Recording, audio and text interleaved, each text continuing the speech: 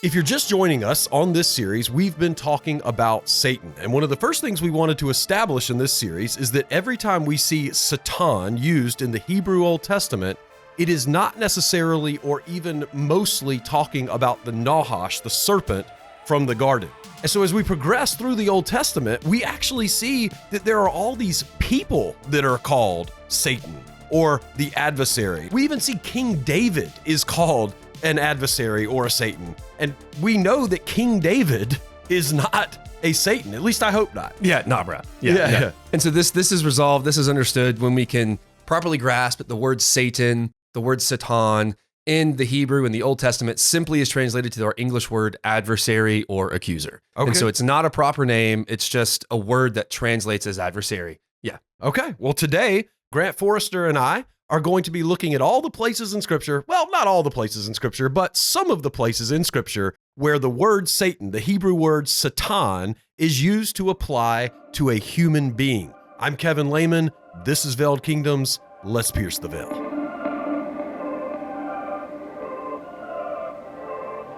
Today, we're going to go over a handful of verses in the Old Testament about the word Satan and it being used to describe a particular person. David, some of the enemies of Solomon, and even an example that the psalmist is using when he's asking God to raise up an adversary against one of his enemies. And so the first verse that we need to look at is 1 Samuel 29:4. And keep in mind that these verses are important because they help us understand that Satan is simply the Hebrew word for adversary. Right. This is David being referred to as a Satan or an adversary. 1 Samuel 29:4. But the commanders of the Philistines were angry with him. And the commanders of the Philistines said to him, "Make the man return," that would be David, "that he may return to his place where you have assigned him, and do not let him go to battle with us, or in the battle he may become an adversary to us. He may become a Satan to us. For with what could this man make himself acceptable to his Lord? Would it not be with the heads of these men?" And so the context here is that David has actually fled to the land of the Philistines because Saul is trying to kill him. David, for a brief time, lived with the Philistines, and he even did battle alongside the Philistines to help subdue some of their enemies. But now the Philistines are getting ready to go to battle with Israel. So is this like an enemy of my enemy situation, or were they actually friends at a certain point? So one of the commanders was actually really fond of David, and he's the one that's like, "Hey, this guy is a machine. We need to bring this guy into battle against the Israelites." And he's like, "No, he's going to turn against us." And he goes, "No, it'll be fine because David's been helping us beat all of our bad guys." And David is like, "Yes, you should totally bring me into battle against the Israelites." This guy took out one of our Nephilim. Yeah, seriously, seriously. So, David does. I actually don't remember if David goes into battle with them or not. I think he does, and I think he does turn on them, or maybe they leave. And he kills everyone in the town. He does end up becoming an adversary to them. We're just going to let you go read the end of that story. It's like Schrodinger's cat. Yeah, Schrodinger's Nephilim. Yeah. The idea here is that the Philistines are calling David a Satan, an adversary. What are we to take of that? Are we to say, is this some veiled understanding of David being possessed by Satan? Yeah. It's certainly not Satan being possessed by David. Correct. Yeah. It's the idea is not that we should, when we're looking into Hebrew, that we go, "Oh, they call David Satan." Right. David is Satan. What do we do with that with our hermeneutics? Right. David is the serpent in the garden. Like, no, that's not the case. The word Satan just means adversary. It's just, anything, David was set up as the head crusher, like the best man had to offer. Yeah. He certainly wasn't the one whose head was being crushed. Yeah. And so if we can use Satan as a word to describe David and use Satan as a word to describe the angel of Yahweh, we can't just say, "Oh, they used the word Satan to talk about a person. This must be talking about the devil." Right. Well, it's just not true. Yeah. It's interesting that the commentators, as we've been going through this, I'm kind of trying to put myself in their minds. Yeah. And try to understand how they get to this. I hate to say this because our viewers that are atheists or skeptics or deconstructionists are going to be like, "Yeah, see, I told you." And there is an explanation to this. We're not getting into it on this episode, but it is interesting because you do see a little bit of the bias of translators coming out. Oh, absolutely. Right? Like we look at these English translations and we think this is just word for word exactly right. But every translation has a panel of 30 scholars who all have, not 30 necessarily exactly 30, but around 30 scholars, and they're all putting work in. But it's just interesting that you see somebody has to come to that word in 1 Samuel Yeah. and go, we're going to translate this Satan or adversary. If we translate it Satan, that's not going to really make a whole lot of sense. So let's go adversary, which is fine. That's what they should be doing. Yes, because that's correct. Yeah. Right. It is the correct method of translation. But then you see it pop up in other places and you're like, well, why didn't you have the same thought process there? Because it also doesn't make sense here, but you are translating it. Yeah. And the two places that happens are Job 1 and 2 and Zechariah 3. And so then the debate is, well, this is in the heavenlies. Right. So it must be the serpent. Right. Yeah. And I think that that's a good distinction too, that it's 2 times. Like we're not talking about this happens all over the Bible. There's just 2 kind of debated things, but it kind of gives you a little bit of insight where they translated adversary here. It gives you a little bit of insight into how even these guys who are super, super smart in the languages are still having to make a judgment call. Yeah, big time. We'll see more examples of that even just moving down this list. Yeah. And so like 2 Samuel 19:22 is regarding the sons of Zeruiah. Do you want to read that one? Sure. Yeah. 2 Samuel 19:22. David then said, "What have I to do with you, O sons of Zeruiah?" He's British. That you should this day be an adversary, Satan, to me. Should any man be put to death in Israel today? For do I not know that I am king over Israel today? just for the audience sake, British? I don't know what it is, but I have Satan in parentheses there, not because that's in the verse, but because that's the word that's being used for adversary. Yes, thank you. Yes. I was so caught up in my whatever that was. It was beautiful. It was beautiful. Your next sermon needs to be delivered just like that. Okay. No, either way, the context here revolves around King David's return to Jerusalem after the rebellion of his son Absalom had been quelled. And so as David makes his way back, there are various individuals who approach him, including Shimei, which I think Psalm 109 is written about, the imprecatory prayer. Oh, cool.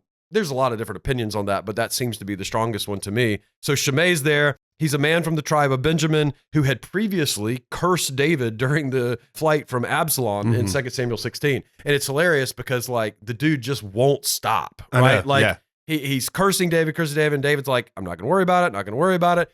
And then like David's finally basically doing what the guy wants. He's leaving town and Shimei's up there in the mountains just chucking rocks down at him and yelling. It's like the dude just can't quit. His guys are like, David, you should kill this guy. And he's like, I'm not going to do that. Yeah, it's just not worth my time. Yeah. But he does pray that God would annihilate him and all of his descendants and all of his children off the face of the earth in Psalm 109. But when Shimei comes to David to seek forgiveness for his earlier actions, good thing David didn't kill him. Yep. One of David's loyal supporters, Abishai, suggests that Shimei should be put to death for cursing the king.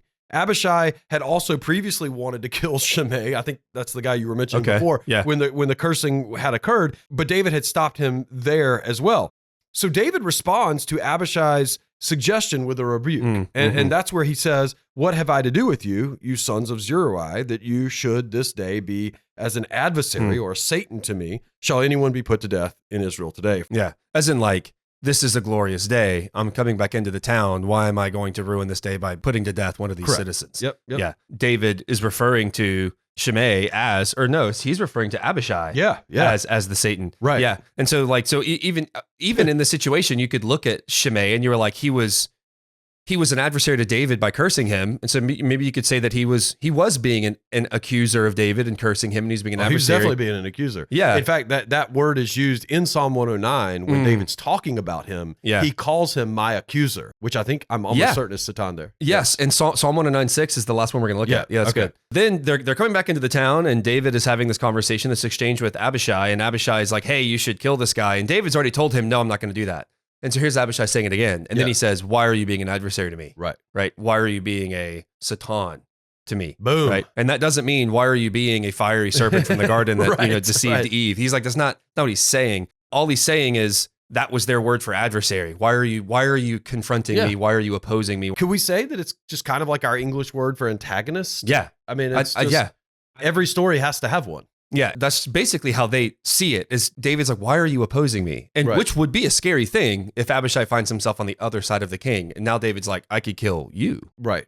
You know, why are you opposing me? And that's an important Old Testament concept. And it even finds its way into like certain heavenly scenes. Like we saw in the last episode, the angel of Yahweh is the Satan against Israel, right, for the census.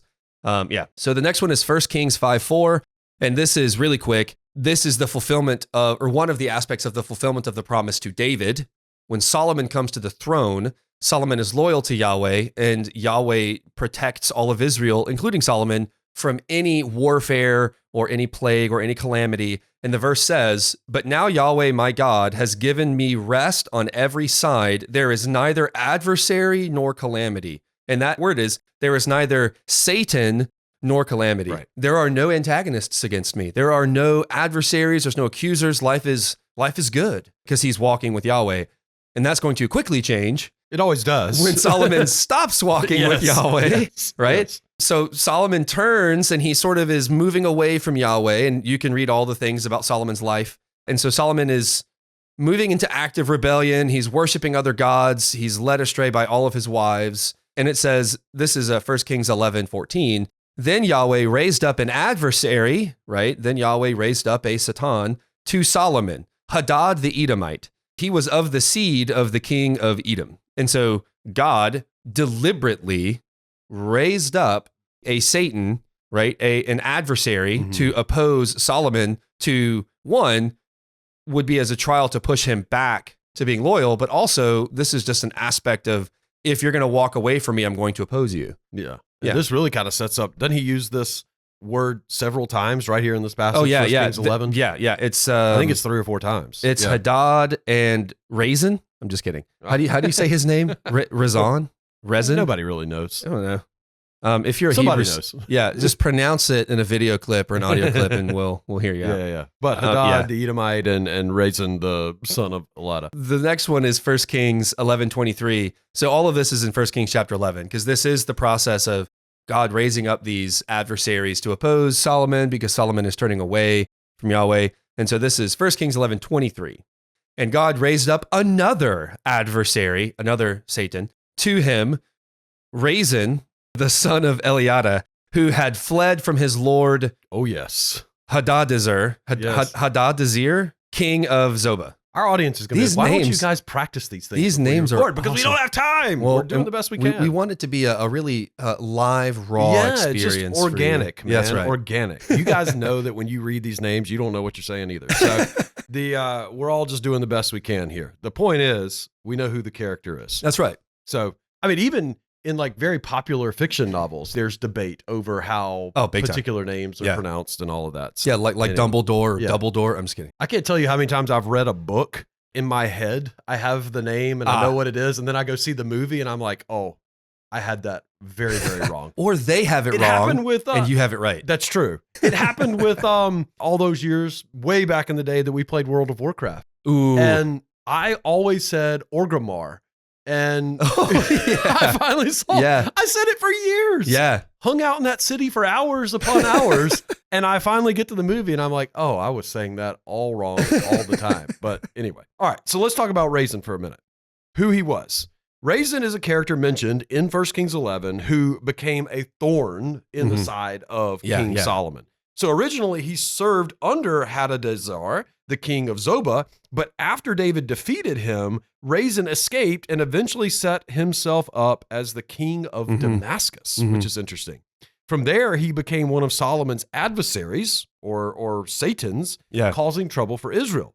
His rise to power was part of the consequences that Solomon faced for turning away from God, right, for his later years. And so Raisin's story, to me, shows how Solomon's disobedience toward Yahweh led to growing challenges from both within and outside, the kingdom. Yeah, totally. Yeah. And so it also shows how God uses this dynamic to accomplish his means. Like the moment that Balaam was walking away or walking against Yahweh, it's sort of when Balaam was opposed to Yahweh, when he was going to turn himself on Israel, Yahweh raised up an adversary to Balaam. Right. And when Israel was walking away from Yahweh and thinking of their own military might, again, Yahweh raised up an adversary. Both of those situations are the angel of Yahweh. He opposes Israel himself. He opposes the person himself. Satan's adversaries, God uses adversaries to accomplish all of his means. Not all of them, but lots of them. Yeah, right. Yeah. Right. And so, and then in 1 Kings 11:25, that same word is used of Raisin again. So he was an adversary to Israel all the days of Solomon, along with the evil that Hadad did. and he abhorred Israel and reigned over Aram. And then the last one we have Psalm 109. we've alluded to a couple of times. Bringing it full circle. There you baby. go. And so Psalm 109:6 is about a wicked man or an accuser / an adversary. The verse says, appoint a wicked man over him and let an accuser stand at his right hand. That word and let an accuser, that word is Satan. And so, and let a Satan stand at his right An hand. adversary, an antagonist. Right. And so like in other words, Lord of the Rings comes to my mind when you have the king of Rohan has an advisor that's actually poisoning him. It looks like the advisor is helping him, but what's actually happening is he's an adversary to the king, and he's at his right hand. Yeah. And so the idea here is that David is, and you think it's Shimei that he's doing this? I do. Yeah. And so David is, in a sense, praying to God, Lord, put a man at his right side that is going to be an antagonist to him, not someone that's going to help him. David is praying for judgment, praying for opposition against whoever this is to. Yeah. So then all of these are verses that demonstrate that the word Satan is simply a word that we should translate as adversary. What would be interesting is if you see the word adversary in the Bible, go and see how it's being translated. And you'll find that not all the times that adversary appears is it Satan. Right. And so like in Psalm 8, there's a word that's translated as enemies, as foes, as adversaries, and that word is not Satan or Satan. But in all of these places it is. And so there's a cognitive distinction in the authors to use one word or the other, and they are purposefully choosing. Satan is not the only word for adversary they could use, and they are deliberately choosing Satan in these passages, which should solidify for us that they had a choice. They could have used another word, and they still chose to use Satan, which means that there's not any strings attached to this word for them. Right. They're not bathing this word in a bunch of theological language because they didn't have that yet. Right. Now that's going to come, which is why we see it that way in the Hebrew mindset in the Second Temple period, and then even further off into like the New Testament time. But at this time, they are deliberately choosing to use this word as an adversary, which should show us that they don't mean the Nahash. They don't see it. This is just another word that means adversary. It's kind of almost like you just said, that they're not bathing that in this language. You could have said they're not bathing that in these words, right? Like two different words. And then word later becomes the word we would use for Jesus, the word, right? But you're not thinking about Jesus when you just say word.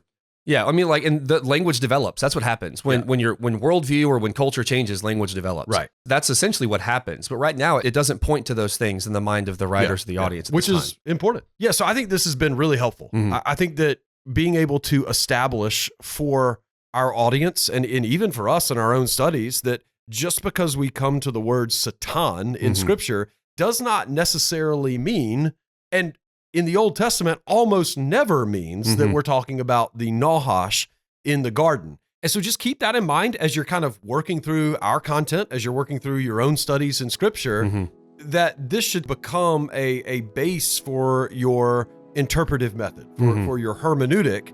And it will help you actually make sense of passages that might otherwise read a little bit weird. And we're going to develop this further and further and further throughout this series and as we progress on this channel. But today, that's all we have time for. If you are still with us, we have to assume this has been helpful to you. So please consider giving a like to the video or offering a subscribe to the channel. If you're new here, we have plenty of content here that you can hang out and peruse through. How's that for a word choice? That's good. Yeah, there's some really good stuff in there.